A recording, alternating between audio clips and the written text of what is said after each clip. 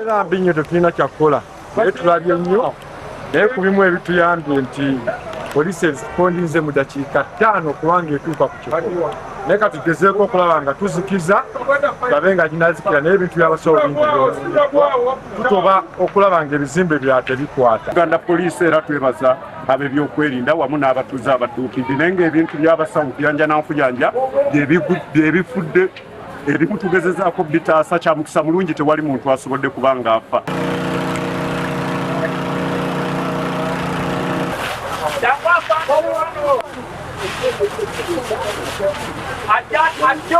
Eddwaliro liyidde lizzemu abadde babeera bonna batandise okujja. Eddwaliro ekkadde naye kyatukyambye eddwaliro eppya terinakwatibwako naye wano wali awakadde wali maternity ku nnyo nti eddwaliro lyaffe likutta omuliro abasinga ekizimbe kikutta omuliro abasinga abamanyi eddwaliro ly'Emityana naye baagikazaako maternity ward enkadde ekutta omuliro yonna kumpi ewedde obw'ogiraba olaba nti siiringi ziguddemu kumpi na buli kimu naye njagala okwebaza bannamityana